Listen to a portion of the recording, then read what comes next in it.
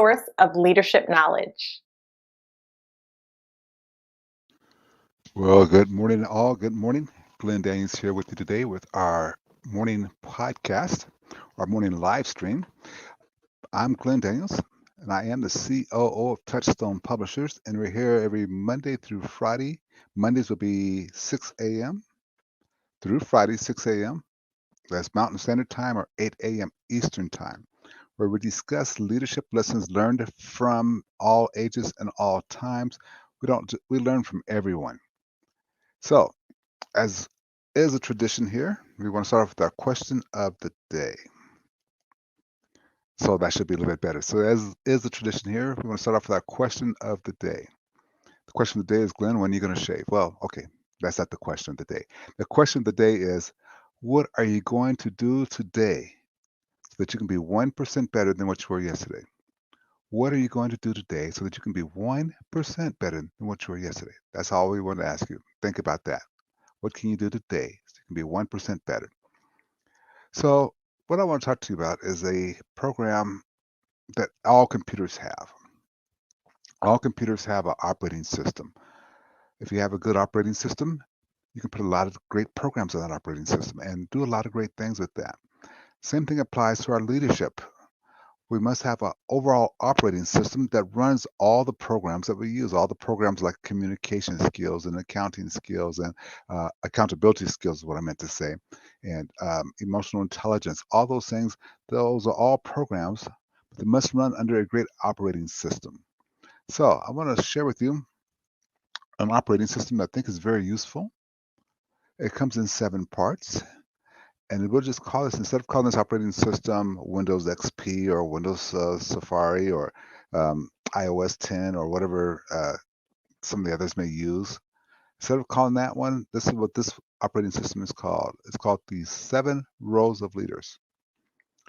In this operating system, if you take each one of these 7 rows and operate through that, your applications or your skills and techniques will be better than ever. So again, take your operating system that you're going to operate on a continuous basis all the time. And as you do that, your 7 skills or 7 roles will help run the entire system for you, help run every single skill and techniques or applications, if you will. Now, in the 7 roles, let's start off with, I think it's about number 5 or number 6, but let's start off with this one. We must get in the habit of breaking down barriers. Breaking down barriers, getting things out of the way so people can work. Let's start breaking down some barriers. Now, where does this originate from? Well, this person, Dr. Demings, is considered one of the founders of quality management. You want to be a great manager? Read some of his work. He has 14 points for a great management system. And when you start to break it down barriers, some of his points fit this very, very well. Some of these points fit this things very, very well. And I'm going to suggest that you take a look at those and see what you can do to make those things happen for you. So let's talk about breaking down barriers between the staffs. You have to start getting in the habit of making sure there's no barriers there, physical or mental. And you know they're mostly going to be mental, but physical barriers. And if you don't think you have barriers, if you have an IT department, think about how they think about the person who may be handling your phone calls. IT department, think about how they think about themselves being different. And there's a barrier, there's a wall that you have to go through to get to the IT department to come help you with your computer, if they ever come to your desktop with your computer. Okay. Yes, IT departments are super busy, and the larger the organization, the busier they are. But we have to start breaking down barriers. If I can share an example of a company that I know of, what they decided to do is take a couple of their IT people and put them on the actual work floor.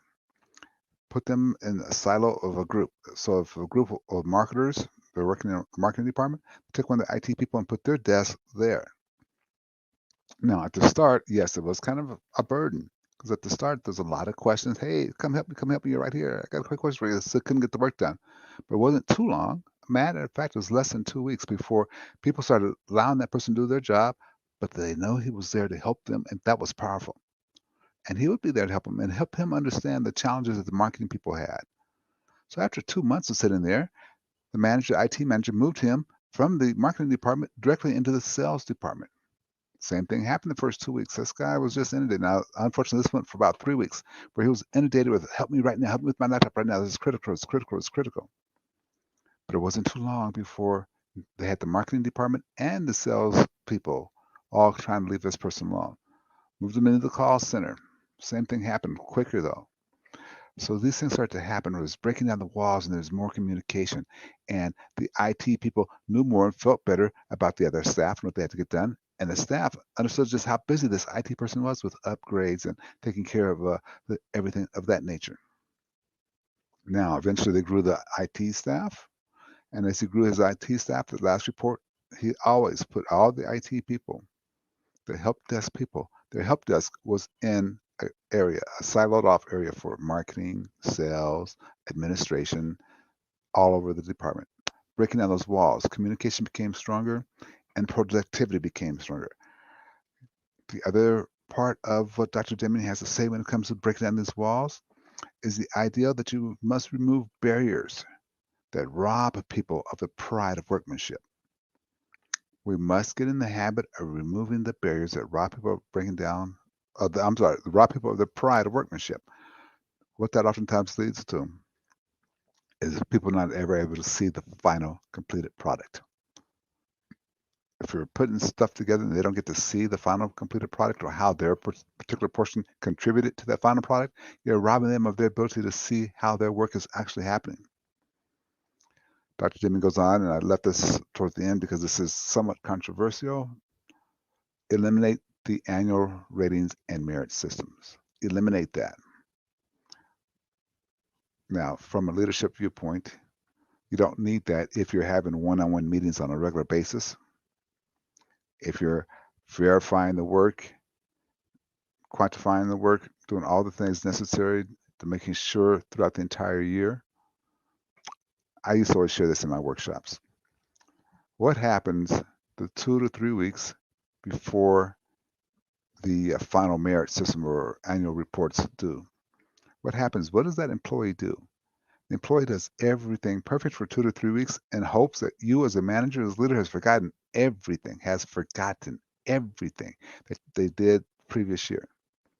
All of a sudden they're on time for the next 3 weeks because they know pay raises are coming up. They know the merit reviews are coming up. They know all that stuff is coming up. So 2 to 3 weeks prior, they're perfect. If you remove that, you might be able to increase productivity throughout the entire year instead of those last 2 to 3 weeks by simply making sure that you are doing what is necessary throughout the time period. Throughout the time period, I think this is critical and important for you to do. Very critical and very important for you to do on a regular basis. Absolutely regular basis.